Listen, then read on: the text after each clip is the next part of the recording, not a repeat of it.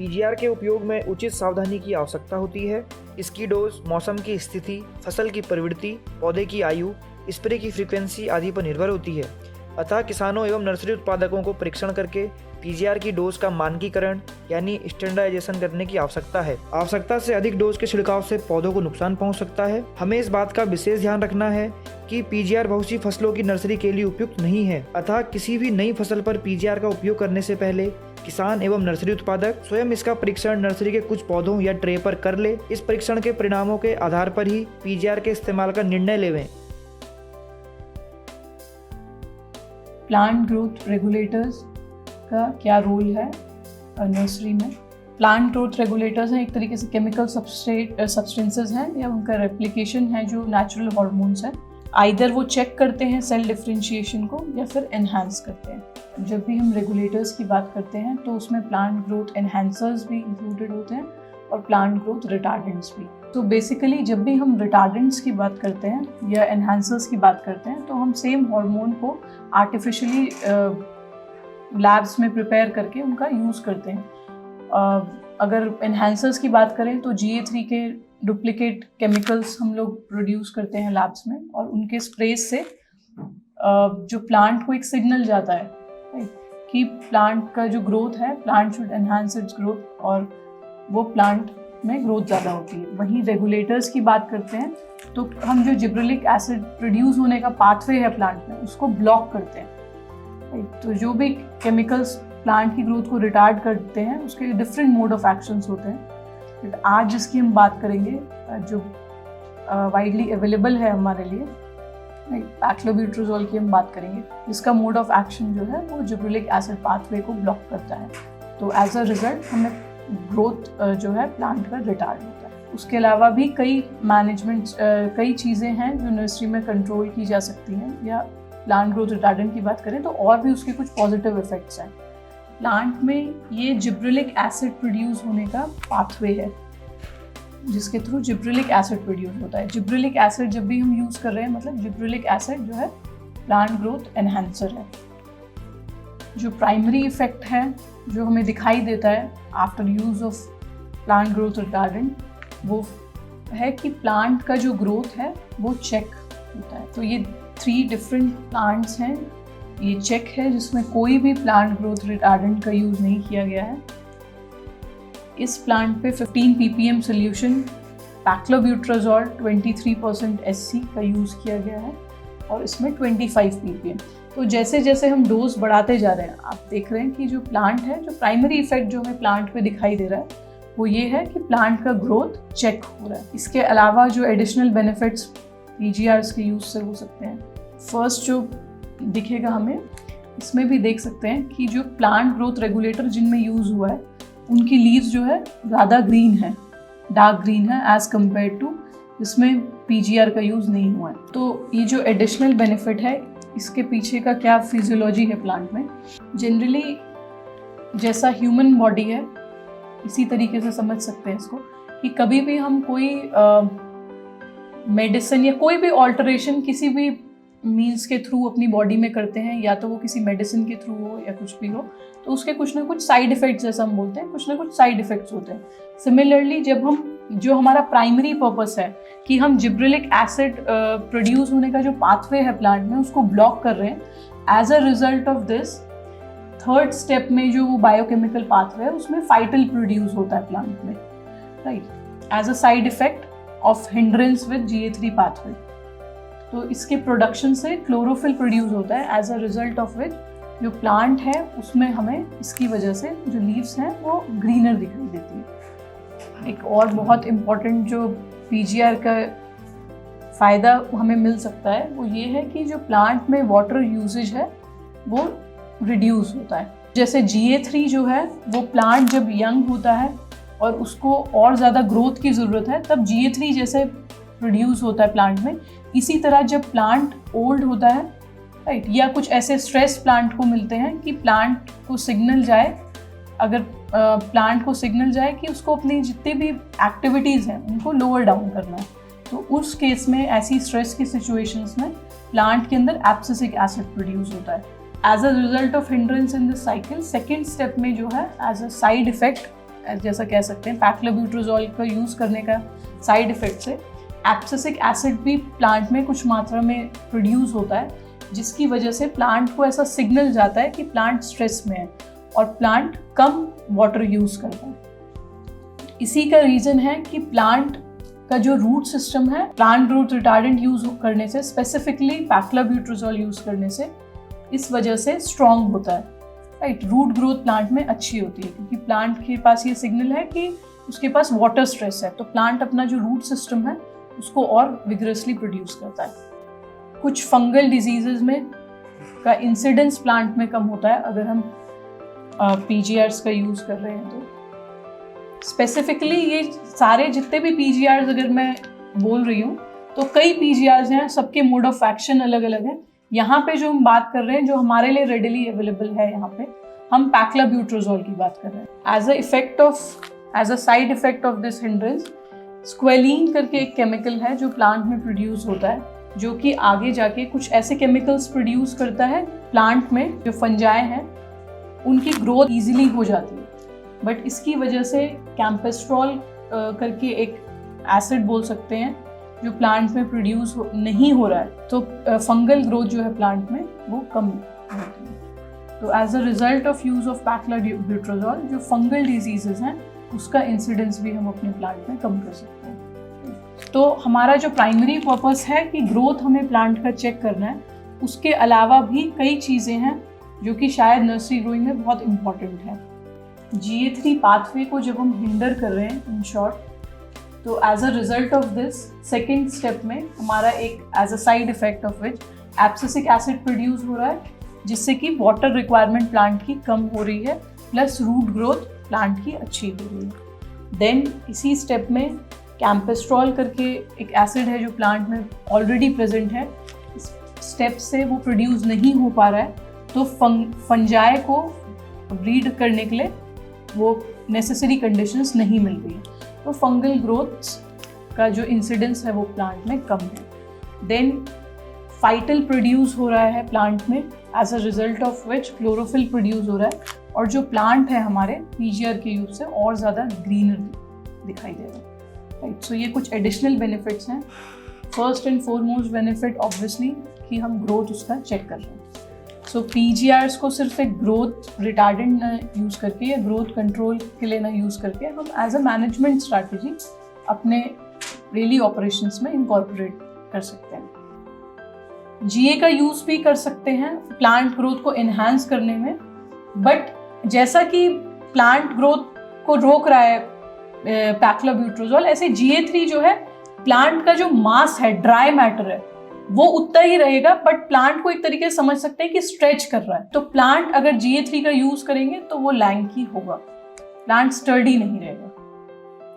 PGR के उपयोग में उचित सावधानी की आवश्यकता होती है। इसकी डोज मौसम की स्थिति, फसल की प्रवृत्ति, पौधे की आयु, स्प्रे की फ्रीक्वेंसी आदि पर निर्भर होती है। अतः किसानों एवं नर्सरी उत्पादकों को परीक्षण करके PGR की डोज का मानकीकरण यानी स्टैंडर्डाइजेशन करने की आवश्यकता है। आवश्यकता से अधिक डोज के छिड़काव से पौधों को नुकसान पहुंच सकता है। हमें इस बात का विशेष ध्यान रखना है कि PGR बहुत सी फसलों की नर्सरी के लिए उपयुक्त नहीं है। अतः किसी भी नई फसल पर PGR का उपयोग करने से पहले किसान एवं नर्सरी उत्पादक स्वयं इसका परीक्षण नर्सरी के कुछ पौधों या ट्रे पर कर ले। इस परीक्षण के परिणामों के आधार पर ही PGR के इस्तेमाल का निर्णय लेवें।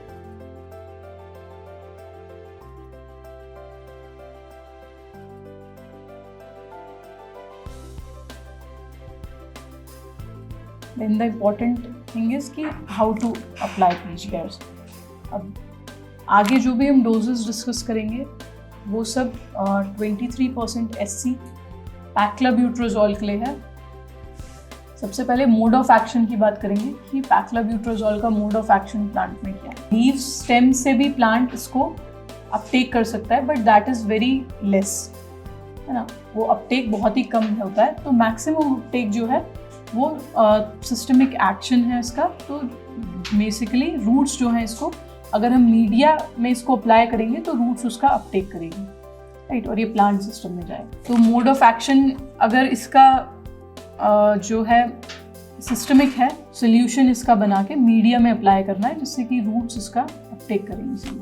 कई प्रिकॉशंस जुड़े हैं पैक्लोब्यूट्राजोल के यूज़ के साथ। सबसे पहला ये हो सकता है कि हम कभी भी इसको जैसे मीडिया में अप्लाई करेंगे तो मीडिया अगर पहले से थोड़ा वेट होगा तो एक्सेप्टेंस जो है सोल्यूशन का वो इजी होगा, पेनिट्रेशन इजी होगा। तो फर्स्ट स्टेप जो हम ध्यान में रखेंगे शायद ये होगा कि हम कभी भी अगर स्प्रे कर रहे हैं पीजीआर का तो हमारा जो मीडिया है वो वेट हो, राइट, वो मॉइस्ट हो, ड्रिपिंग वेट नहीं हो। ड्रिपिंग वेट हम इसलिए नहीं चाहेंगे कि हम तुरंत अगर पीजीआर का सोल्यूशन स्प्रे करें तो वो ड्रिप ना हो वाटर के साथ। जो स्प्रे है पीजीआर्स का वो बहुत ही यूनिफॉर्म होना चाहिए। अगर यूनिफॉर्म नहीं होगा तो बहुत ही डिस्टिंक्टिवली हम देख सकते हैं कि प्लांट एक ही ट्रे में भी जहाँ ज़्यादा सोल्यूशन गिरा हो वहाँ बिल्कुल छोटा स्टंटेड हो, और जहाँ नहीं गिरा हो सोल्यूशन वहाँ बड़ा और लंबा प्लांट हो। तो हम कभी भी नहीं चाहेंगे अपनी नर्सरी में कि वो नॉन यूनिफॉर्मिटी रहे, क्योंकि हमें मीडिया को गीला करना है। तो जो स्प्रे के नोजल्स हैं वो बहुत ही फाइन नहीं होने चाहिए। नोजल्स फाइन नहीं होने चाहिए। अगर नोजल्स फाइन होंगे तो सबसे पहले तो कि हमें बहुत ज़्यादा टाइम लगेगा मीडिया को वेट करने में। दूसरा कि जो नॉन यूनिफॉर्मिटी जो हमने पहले देखा, नॉन यूनिफॉर्मिटी के चांसेस बढ़ जाए, एरर के चांसेस बढ़ जाएंगे। तो जो नोजल हैं वो थोड़े बड़े होने चाहिए। पैक्लोब्यूट्राजोल मोबिलाइज्ड फॉर्म में तभी रहेगा जब तक मीडिया जो है वो वेट रहेगा। तो जब भी हम एप्लीकेशन करें पीजीआर का, उसके बाद हमें इस बात को ध्यान में रखना पड़ेगा कि कम से कम 3 से 4 घंटे उसके बाद जो मीडिया है वो गीला रहे, जिससे कि प्लांट ईजिली जितना भी एक्टिव इंग्रेडिएंट है पीजीआर का उसको अपटेक कर पाए। अगर हमने उसको प्लांट को दिन के समय पीक सनी आवर्स में अगर स्प्रे किया तो मे बी अगले आधे घंटे में या 1 घंटे में जो वाटर है वो इवेपोरेट हो जाए मीडिया से, और जो एक्टिव इंग्रेडिएंट है वो मीडिया में ही रह जाए। तो कभी भी स्प्रे करेंगे इसका तो कोशिश करेंगे कि या तो लेट इवनिंग में करें या अर्ली मॉर्निंग भी कर सकते हैं। तो बेसिक चीज़ जो है वो यही है कि मीडिया स्प्रे के बाद कम से कम 3 से 4 घंटे गीला रहना चाहिए, जिससे कि प्लांट ईजिली 3 to 4 आवर्स में उसका अपटेक कर ले। अगर हमारे पास बहुत ज़्यादा नर्सरी है, नंबर ऑफ प्लांट्स, बहुत बड़ी नर्सरी है हमारी और नंबर ऑफ प्लांट्स बहुत ज़्यादा हैं जिनमें हमें स्प्रे करना है, तो मे बी ऐसा पॉसिबल ना हो कि हम लेट इवनिंग या अर्ली मॉर्निंग में ही पूरा स्प्रे फिनिश कर पाएँ। तो हमें थ्रू आउट द डे भी शायद स्प्रे करना पड़े। इस केस में हम शेड नेट्स लगा सकते हैं ऊपर। दिन के टाइम अगर हम स्प्रे करना चाह रहे हैं तो हम शेड नेट्स लगा सकते हैं नर्सरी में और स्प्रे कर सकते हैं। पीजीआर का स्प्रे, कुछ लोग क्वेश्चन हो सकता है कि एक स्प्रे हम करें या 2 स्प्रे करें।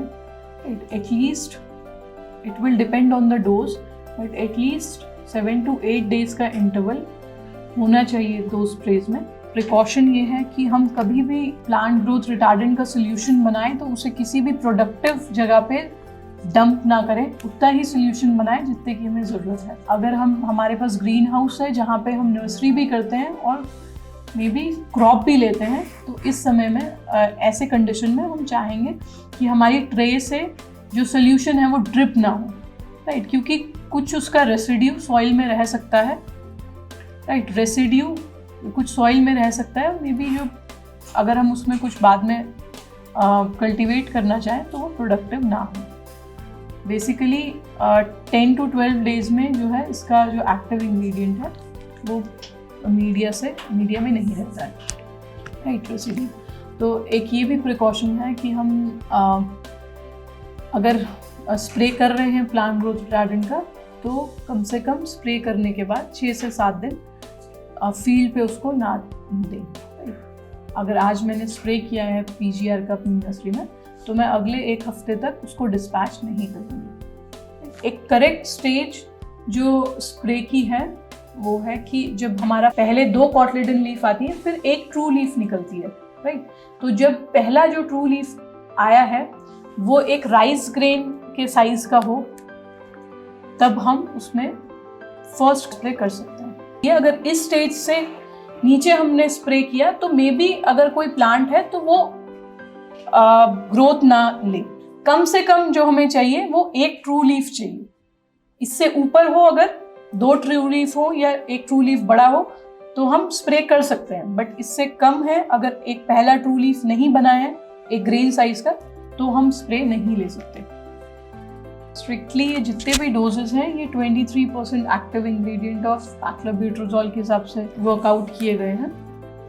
जो ब्रिंजल में डोज है वो करीब 30 ppm या 0.3 ml पर 10 लीटर वाटर है। वहीं टोमेटो में भी करीब 30 ppm या 0.3 ml पर 10 लीटर वाटर डोजेज है। Chilli 20 ppm, capsicum 20 ppm, watermelon 30 ppm, muskmelon 30 ppm and cucumbers 30 ppm। ये डोजेस है नॉन ग्राफ्टेड के लिए। जब हम बात कर रहे हैं ग्राफ्टेड की अगर बात करेंगे, क्योंकि ग्राफ्टेड जो भी प्लांट होगा उसमें सायन रूट स्टॉक करीब 25 से 30 दिन का होगा। अगर हम 25 दिन का सायन का नर्सरी ले रहे हैं प्लस हमें 7 डेज हीलिंग में लग रहा है, हम क्लिप निकालने के बाद अगर 9 डे में हम क्लिप रिमूवल कर रहे हैं तो 10th डे में हम कल्टार का स्प्रे जनरली एक ग्राफ्टेड प्लांट पे लेते हैं। तो करीब 35 डे ओल्ड नर्सरी पे के लिए ये ग्राफ्टेड वाला डोज है।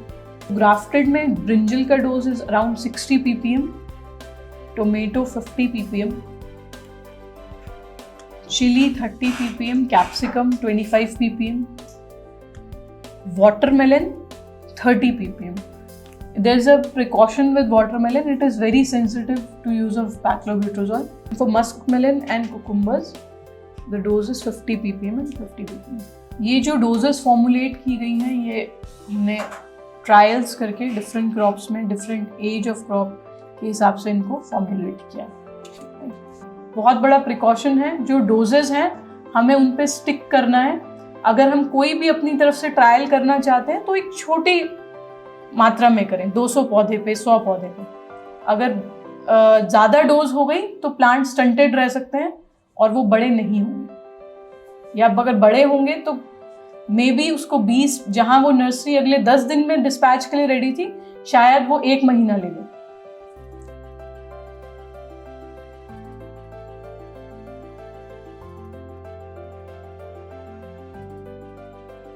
जैसा कि हम चर्चा कर चुके हैं कि किस फसल के लिए हमें पीजीआर की डोज को कितना रखना है, तो अब हम कैलकुलेशन देखेंगे कि उस डोज को पूरा करने के लिए हमें पीजीआर यानी पैक्लोब्यूट्राजोल की कितनी मात्रा का उपयोग करना पड़ेगा।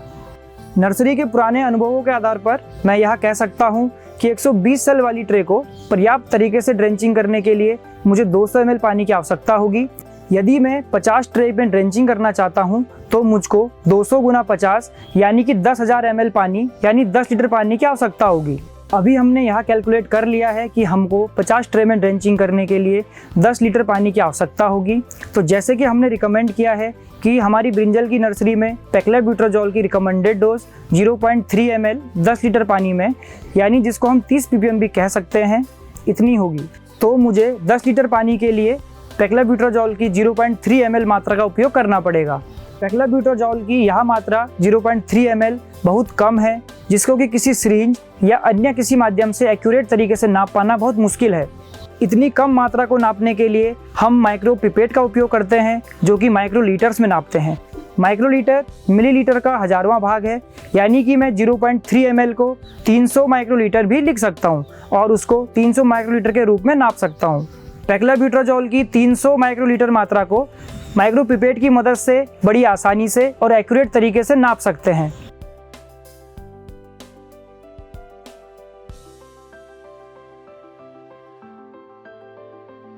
नर्सरी के लिए हमें हेल्दी, कॉम्पैक्ट, विग्रस और स्टडी पौधों की ज़रूरत होती है, ताकि पौधे मजबूत रहें और किसी भी प्रकार का स्ट्रेस सहन कर पाएँ, जिससे कि उनकी ग्राफ्टिंग, हीलिंग, हार्डनिंग को आसानी से किया जा सके और अधिक से अधिक सक्सेस प्राप्त की जा सके।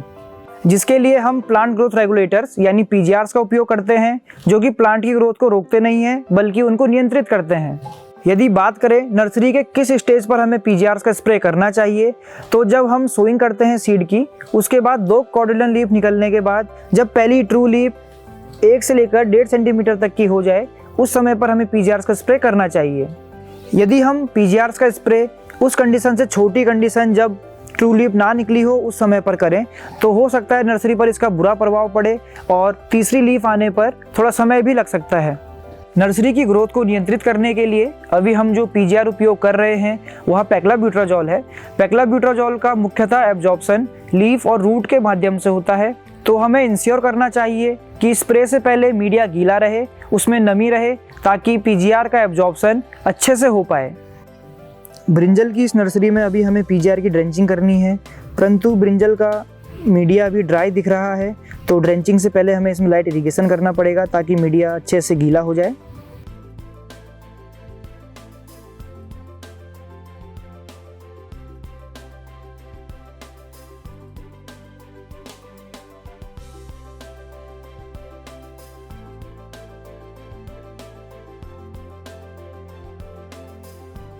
अब हम देखेंगे कि पैक्लोब्यूटाजोल को स्प्रे करने के लिए हमें किन किन सामान की ज़रूरत पड़ेगी। नर्सरी को गीला करने के लिए पहले हमें हैंड सॉर की ज़रूरत पड़ेगी, जिसकी मदद से हम मीडिया को गीला करेंगे। उसके बाद हमें पैक्लोब्यूटाजोल जो केमिकल है उसकी ज़रूरत पड़ेगी। इस पैक्लोब्यूटाजोल को एक्यूरेट तरीके से नापने के लिए हमें माइक्रो पिपेट की ज़रूरत होगी, जिसके कि आगे हम माइक्रो टिप लगाकर इसका उपयोग करते हैं। पैक्लोब्यूटाजोल थोड़ा विस्कस होने की वजह से पानी में थोड़ा मुश्किल से घुलता है, तो उसको पहले पानी की कम मात्रा में घोला जाता है। उसके लिए हमें एक छोटे बीकर की ज़रूरत पड़ेगी। ड्रेंच करने के लिए हमें पूरे पानी को सही तरीके से नापने के लिए एक बड़े बीकर की ज़रूरत पड़ेगी, जिसमें कि हमने 10 लीटर पानी को एक्यूरेट तरीके से नाप लिया है। इस पानी में हम सॉल्यूशन बना के इस नैपसेक स्प्रेयर में डालेंगे, जिसकी मदद से हम नर्सरी में यूनिफॉर्म स्प्रे कर पाएंगे। अब हम देखेंगे कि पीजीआर को स्प्रे करने के लिए हमें सॉल्यूशन किस प्रकार से तैयार करना है। तो जैसा कि हमारा कैलकुलेशन में आया था कि हमें 50 ट्रे में स्प्रे करने के लिए 10 लीटर पानी की आवश्यकता होगी, जिसमें कि 300 माइक्रोलीटर पैक्लोब्यूटाजोल को हमें घोलना है। इतनी कम मात्रा को नापने के लिए मुझे माइक्रो पिपेट का उपयोग करना पड़ता है, जिसको कि नॉब की मदद से मैं 300 पर सेट कर लेता हूँ। अब इसकी मदद से हम इसमें पैक्लोब्यूटाजोल को नाप लेते हैं। ड्रेंचिंग करने के लिए 10 लीटर पानी को हमने इस बीकर में नाप लिया है।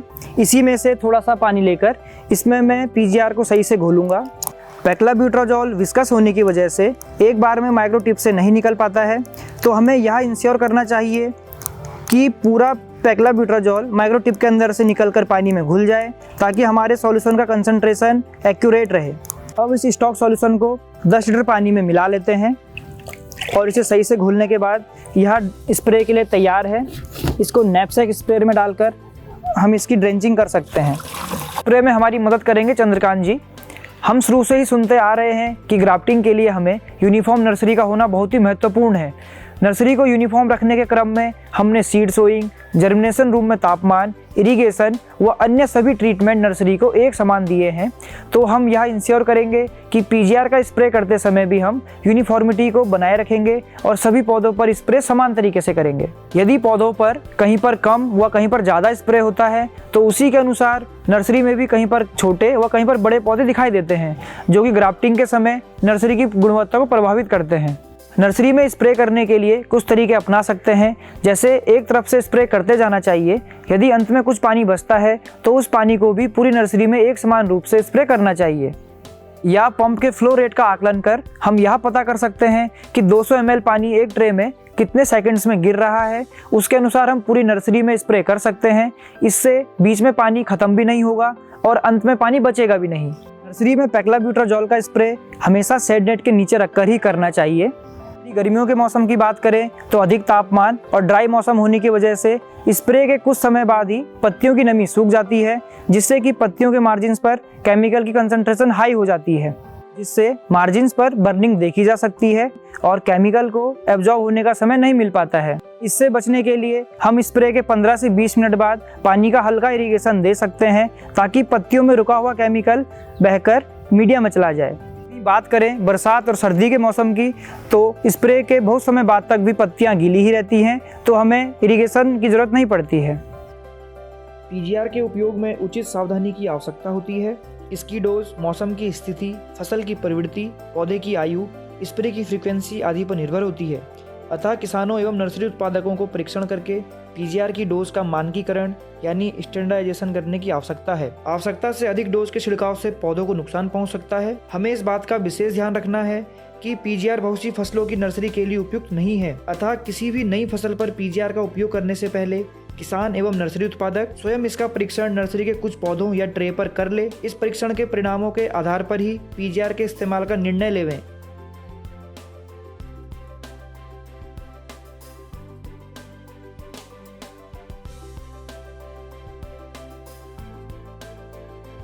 वेजिटेबल ग्राफ्टिंग के लिए हमें रूट स्टॉक और सायन स्टडी, कॉम्पैक्ट और छोटे चाहिए होते हैं, जिसके लिए हम उनकी ग्रोथ को रेगुलेट करने के लिए पीजीआर का उपयोग करते हैं। तो यहाँ पर हमने एक ट्रायल प्लेस किया गया है जिसमें कि हमने ग्रोथ रिटार्डेंट पैक्लाब्यूट्राजोल का उपयोग किया है। तो आइए हम देखते हैं कि पैक्लाब्यूट्राजोल का नर्सरी की ग्रोथ पर क्या असर है। यह बैंगन की नर्सरी 25 से 28 दिन पुरानी है। यहाँ पर हमने पीजीआर यानी पैक्लाब्यूट्राजोल हमने इसमें यूज किया था। ये चेक वाले पौधे हैं जिसमें हमने स्प्रे नहीं किया था। इस नर्सरी में हमने 10 ppm की डोज में स्प्रे किया था। इन नर्सरी में 20 ppm की डोज पर, इसके आगे 30 ppm और इसमें 40 ppm की डोज पर हमने पीजीआर को स्प्रे किया था। ये चेक वाली नर्सरी है जिसमें कि हमने कोई भी स्प्रे नहीं किया है। तो आप यहाँ पर देख सकते हैं कि पौधे कितने लंबे और लैंकी हो रखे हैं। वहीं इस नर्सरी में हमने 10 ppm की डोज से स्प्रे किया है। तो आप देख सकते हैं कि इसके मुकाबले पौधा कितना छोटा है और ये हार्ड पौधा है। वहीं अगर आगे बढ़ें तो हम ये 20 ppm वाली नर्सरी वाला पौधा है। तो आप देख सकते हैं कि 10 ppm से थोड़ा सा हार्ड ये ज़्यादा है। यदि मैं फील मेथड से बताऊं तो ये वाला पौधा थोड़ा हार्ड है, ये थोड़ा कम हार्ड है, वो बिल्कुल सॉफ्ट पौधे हैं। ये 30 ppm वाला पौधा है और ये 40 ppm वाला स्प्रे किया हुआ पौधा है। तो आप यहाँ पर देख सकते हैं कि जैसे जैसे हम लोग स्प्रे की डोज बढ़ा रहे हैं, हमारी नर्सरी का कलर भी इंक्रीज हो रहा है और रूट ग्रोथ अच्छा हो रहा है। ये चेक वाला पौधा है जिसमें कि स्प्रे नहीं किया गया है। 10 ppm, 20 ppm, 30 ppm और 40 ppm की दर से इसमें स्प्रे किया गया है। तो आप देख सकते हैं कि पौधे की हाइट और स्टेम की गर्थ में कितना अंतर है और रूट ग्रोथ में।